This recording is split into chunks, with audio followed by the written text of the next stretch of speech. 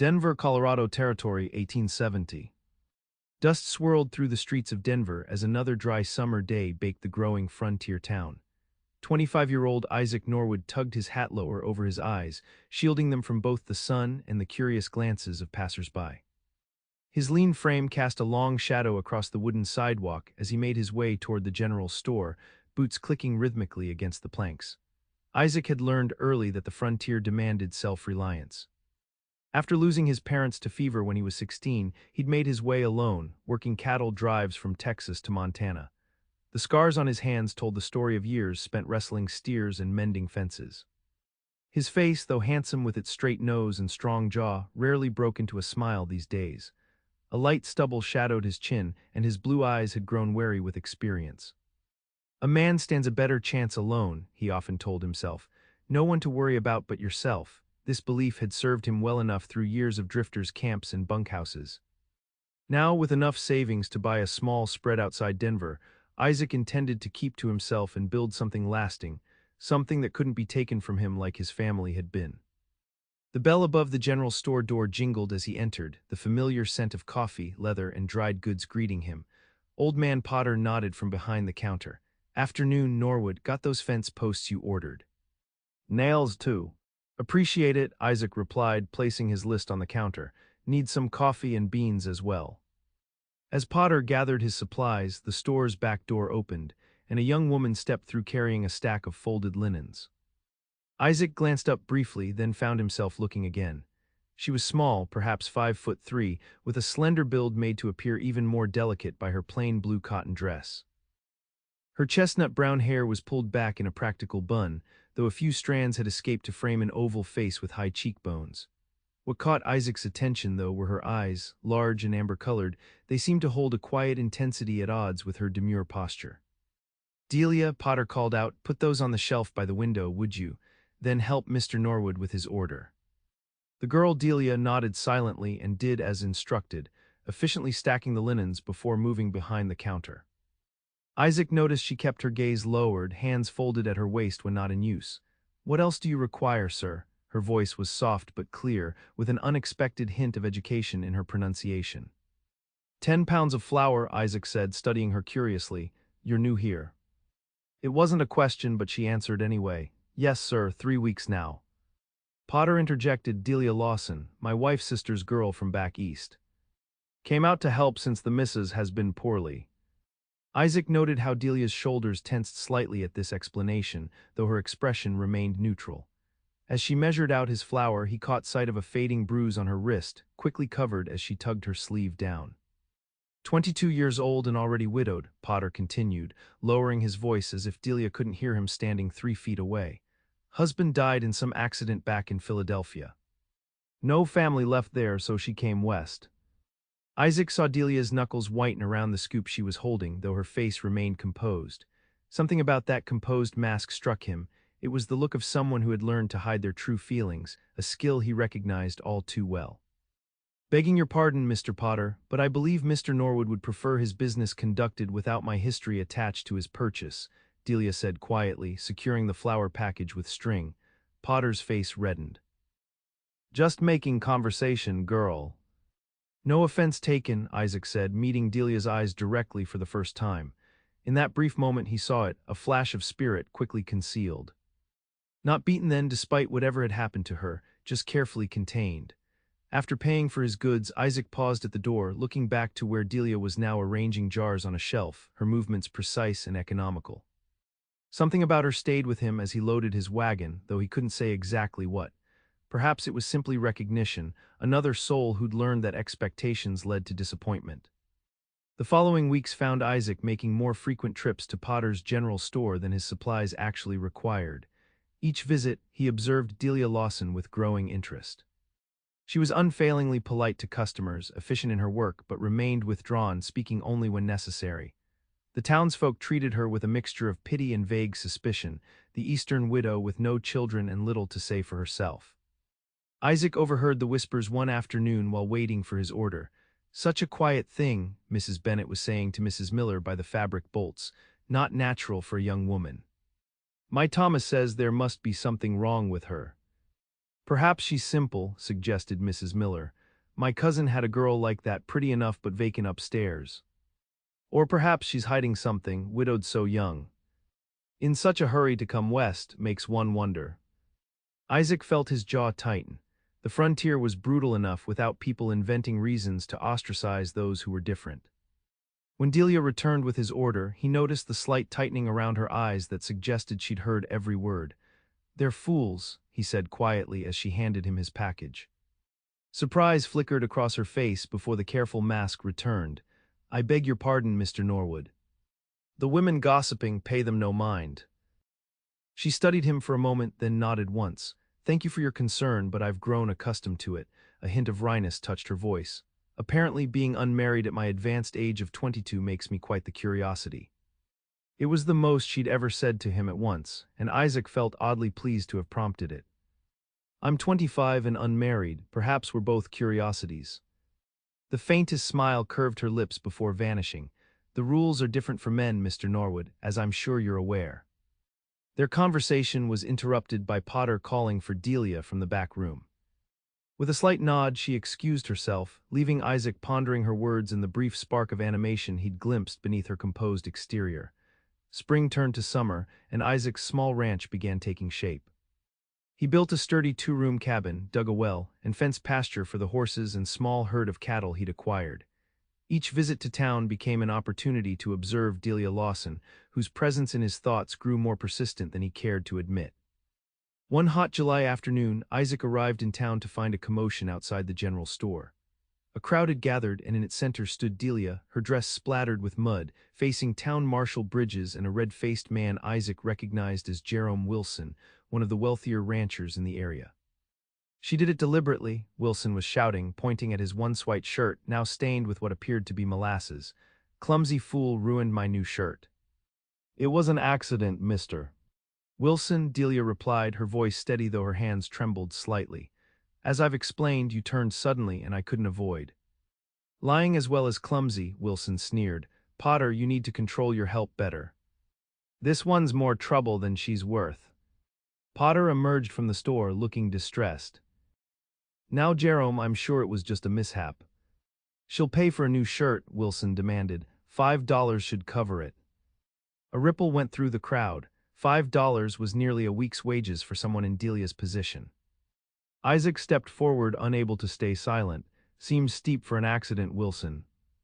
All eyes turned to him. Wilson's face darkened further. "Stay out of this, Norwood. This doesn't concern you." $5 for a shirt that couldn't have cost more than two. Isaac stood beside Delia now, aware of her surprise at his intervention. "Sounds like you're trying to profit from an accident."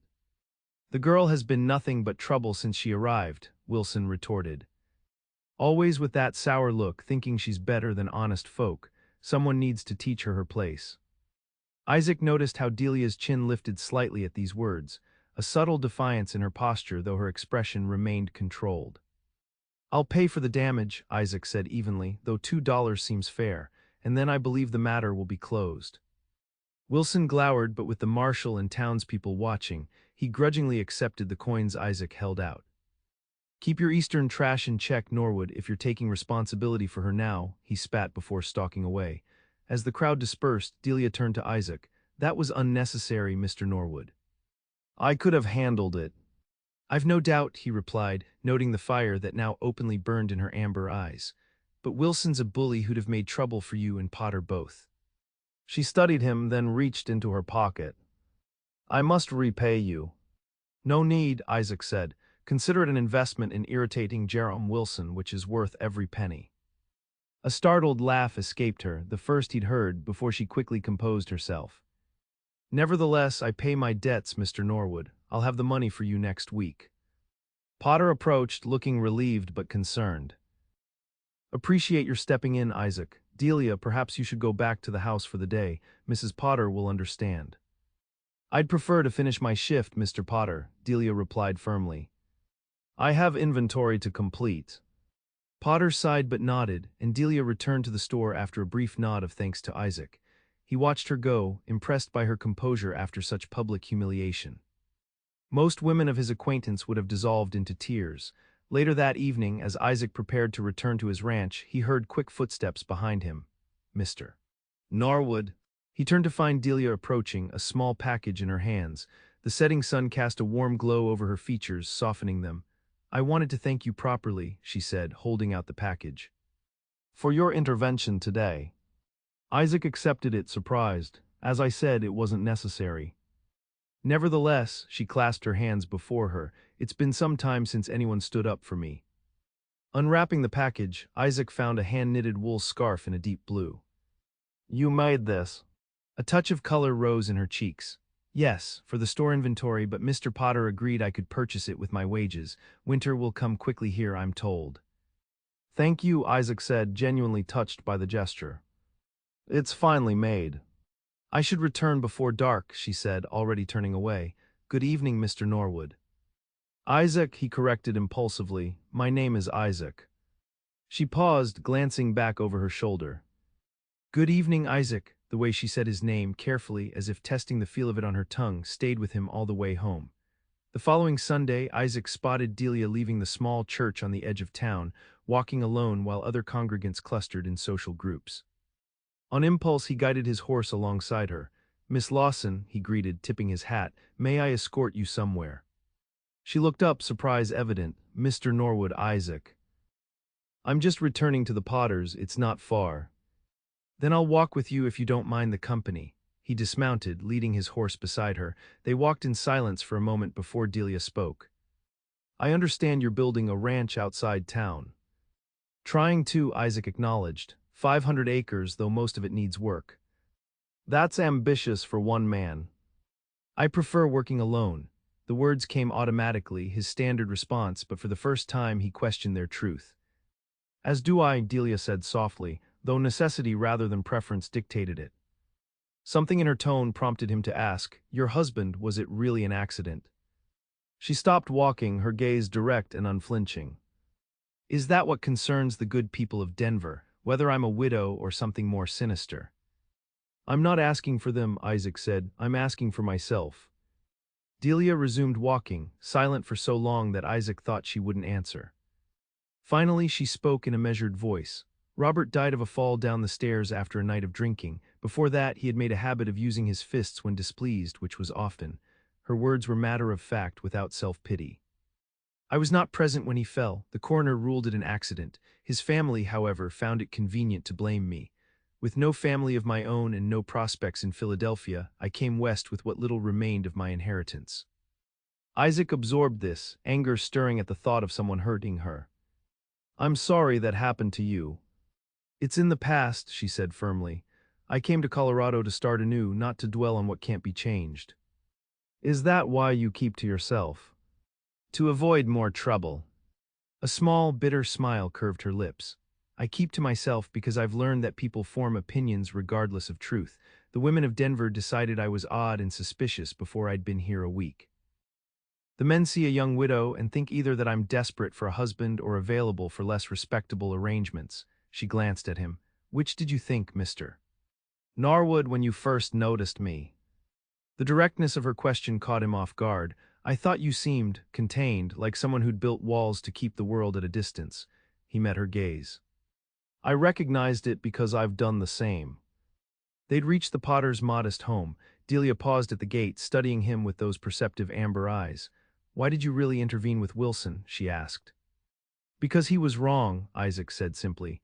"And because I saw something in you that day in the store, a spark that didn't deserve to be extinguished by the likes of him." Delia's expression softened momentarily before she composed herself again. "Thank you for the escort, Isaac. Good day." She slipped through the gate, disappearing inside the house before he could respond. August brought scorching heat and the threat of wildfires to the Colorado territory. Isaac worked from dawn to dusk on his ranch, expanding the cabin and preparing for winter. Trips to town became less frequent as he focused on his land, though thoughts of Delia Lawson continued to distract him at unexpected moments.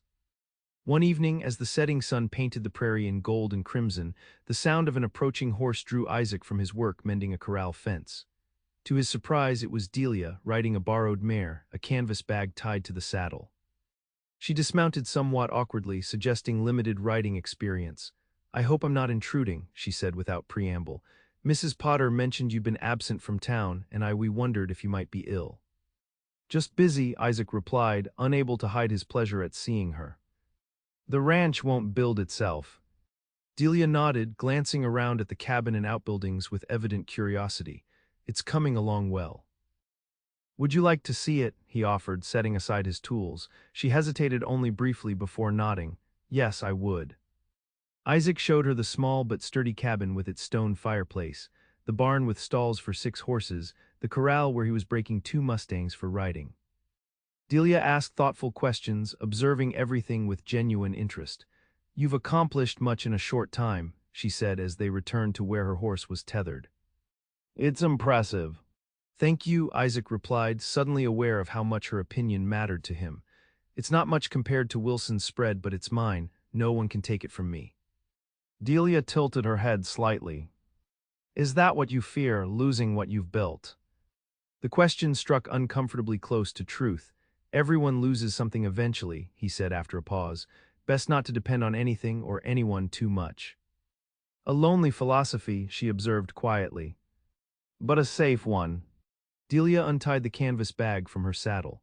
Mrs. Potter sent some preserves and fresh bread. She worries about bachelors not eating properly. That's kind of her, Isaac said, accepting the bag. And you? What brought you all this way just to deliver bread?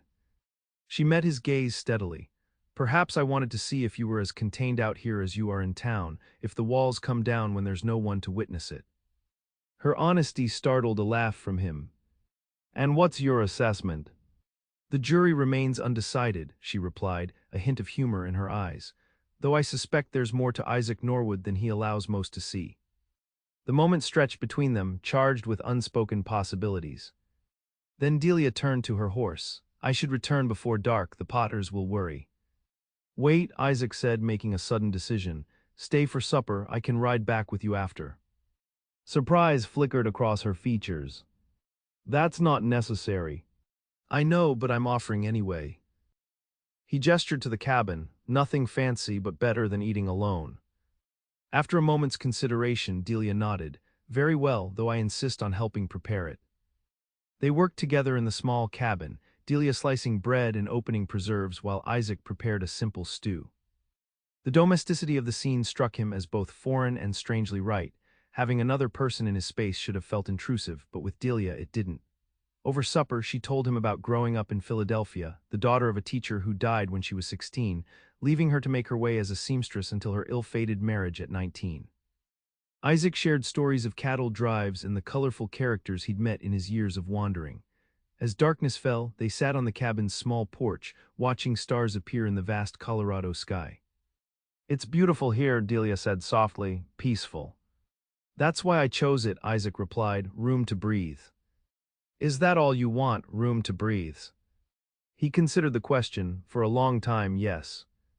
After my parents died, I didn't want attachments. They hurt too much when broken. He glanced at her profile in the gathering darkness. What about you? What do you want, Delia Lawson? She was silent for a long moment. To not be afraid anymore, she finally said, her voice barely audible. To build something that's truly mine, that no one can take away or control. Her hands twisted in her lap. To be seen for who I am, not what happened to me or what others believe about me. The vulnerability in her admission touched something deep in Isaac. Without thinking, he reached out and covered her restless hands with one of his. I see you, he said simply. Her eyes, when they met his, held that spark he'd first noticed, intelligence, determination, and something else, something that made his heart beat faster. The moment was broken by the distant howl of a coyote, reminding them of the late hour. Isaac saddled his horse while Delia mounted hers, and they rode back to town under a canopy of stars, conversation flowing more easily between them now. At the Potter's gate, Isaac dismounted to help Delia from her horse, his hands lingering briefly at her waist as he set her on the ground. Thank you for the company, he said, suddenly awkward, and you for the meal. She looked up at him, her expression soft in the moonlight. Good night, Isaac. Good night, Delia. He watched until she was safely inside before turning his horse toward home, his thoughts in pleasant disarray. The next few weeks saw Isaac finding more reasons to visit town, and Delia occasionally riding out to his ranch in the late afternoons. They fell into an easy rhythm of companionship that gradually deepened into something more, though neither put a name to it. Then in early September, everything changed. Isaac arrived in Denver to find the town in an uproar. A telegram had come from Philadelphia regarding Delia, and rumors were flying. He found her in the back room of the general store, face pale but composed as she faced Marshal Bridges and the town council. "Miss Lawson," the mayor was saying as Isaac entered, "these are serious allegations. If you've been dishonest about your past—" "I've been dishonest about nothing," Delia replied steadily. "As I've explained, my husband's family never accepted his death as accidental. They've been trying to prove otherwise for 2 years. The telegram says you're wanted for questioning in his death," Marshal Bridges said, his expression troubled. "That's not something we can ignore." Isaac stepped forward. "What exactly does the telegram say, Marshal?" All eyes turned to him. Delia's expression showed surprise, then relief at his presence. "Norwood, this doesn't concern you," the mayor began. "I'd like to hear the exact wording," Isaac insisted, "before the town convicts Miss Lawson based on rumors." Marshal Bridges hesitated, then read from the paper in his hand. "Delia Lawson, widow of Robert Lawson, sought for questioning regarding circumstances of husband's death. Not formally charged but person of interest. Advise if located." It's signed by the Philadelphia police chief. "Not charged with anything," Isaac pointed out, "just wanted for questioning." "Which I've already provided," Delia added, repeatedly. "The coroner ruled Robert's death an accident. His family simply refuses to accept it."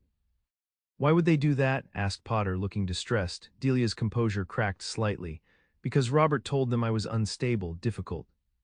It was easier for them to believe I somehow caused his fall than to admit he was a drunk who regularly—" She stopped, taking a deep breath, "who regularly made our home unsafe." An uncomfortable silence followed her words.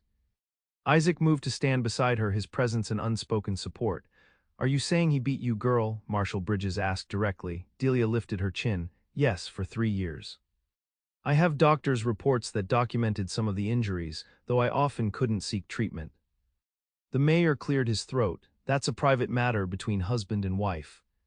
"It's assault," Isaac interrupted sharply. "And it explains why his family might want to blame her, rather than face the truth about their son." The marshal studied Delia thoughtfully. "What do you propose to do about this telegram, Miss Lawson?"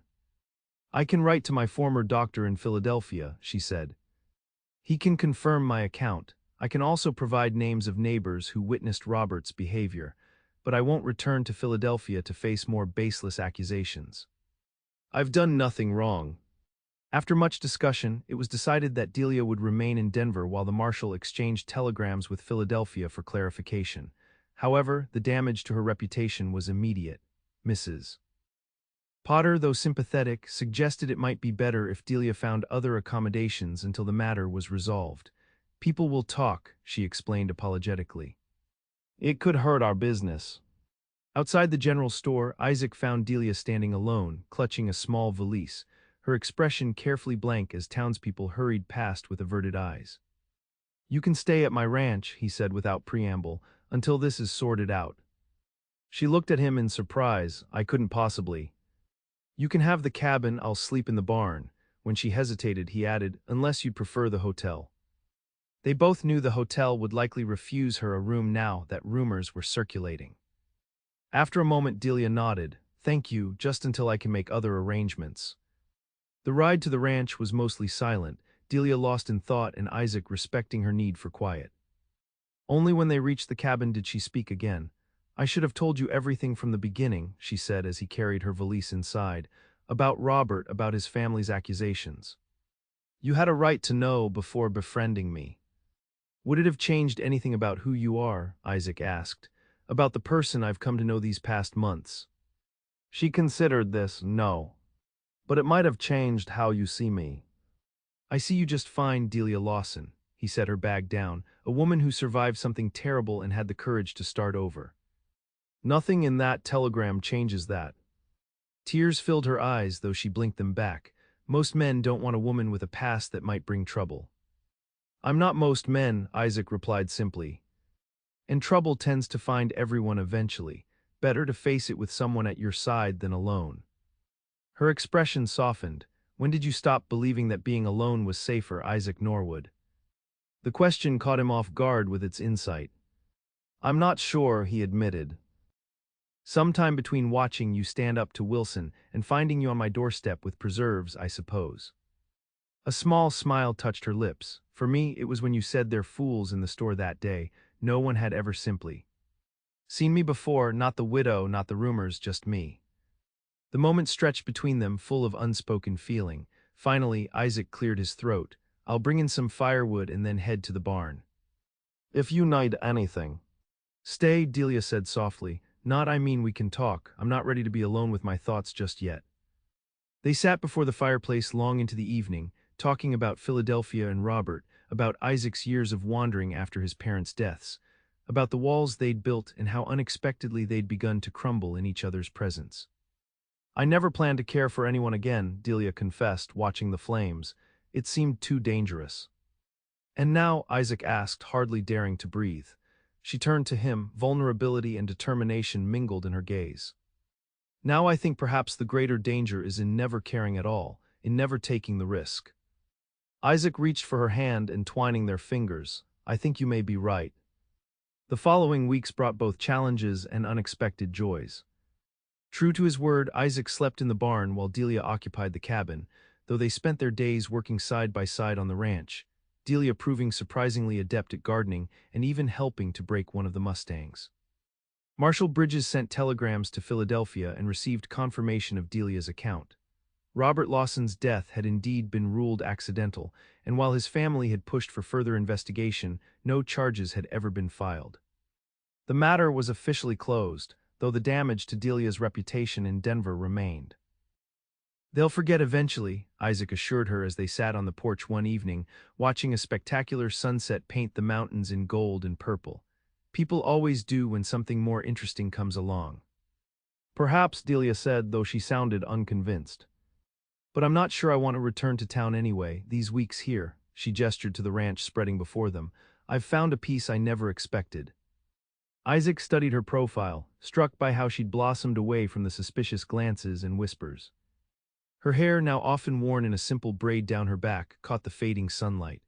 Her cheeks had gained color from days spent outdoors, and her amber eyes held a contentment that had been missing before. You could stay, he said, the words emerging before he'd fully formed the thought. Here, with me. Delia turned to him, her expression guarded. As what, Isaac? He took a deep breath, knowing this moment would change everything between them. As my wife, if you wanted that. Surprise flickered across her features, followed by wariness. Is this because you feel responsible for me, because of the situation with the telegram and the town's reaction? No, Isaac said firmly. It's because these weeks with you have shown me how empty this place was before, how empty my life was. I thought being alone was safer, but I was wrong. Being with you, seeing that spark in your eyes when you master something new or stand your ground, that's what makes life worth living. Delia's eyes filled with tears. I've been afraid to hope for this, she admitted softly. After Robert, I thought perhaps I didn't deserve happiness, that I was meant to remain alone. Isaac reached for her hand. We've both been afraid of the same thing, losing what matters most, but I think perhaps we've been looking at it backward. The risk isn't in loving someone, it's in never giving yourself the chance to love at all. She smiled through her tears. When did you become so wise, Isaac Norwood? About 5 minutes ago, he confessed with a chuckle, and I'm terrified I'm going to say the wrong thing and ruin this moment entirely. Delia laughed, the sound bright and free in the gathering dusk. You haven't ruined anything, her expression grew serious. Are you certain, Isaac? The town still whispers about me. It could affect your standing, your business. Let them whisper, he said dismissively. What matters is this, us. The life we could build together, he squeezed her hand. I love you, Delia Lawson. I think I have since I first saw that spark in your eyes at Potter's store, even if I was too stubborn to admit it. She reached up to touch his face, her fingers gentle against his cheek. And I love you, Isaac Norwood, despite every wall I built to prevent it. Their first kiss was tentative, sweet with the promise of new beginnings. When they parted, Isaac rested his forehead against hers, unwilling to move away. Is that a yes? He murmured. Yes, Delia whispered back, 1,000 times yes. They were married 2 weeks later in a simple ceremony at the ranch, with only the minister, Marshal Bridges, and the Potters as witnesses. Mrs. Potter had softened considerably toward Delia after learning the full truth about her past, and even Mr. Potter seemed genuinely happy for them. Never seen two people more suited, he commented as Delia and Isaac exchanged vows beneath an arch of autumn wildflowers. Like two halves of the same coin. After the small celebration, as twilight settled over the land they now shared, Isaac and Delia stood together on the porch of their cabin, expanded now to include a proper bedroom and larger kitchen.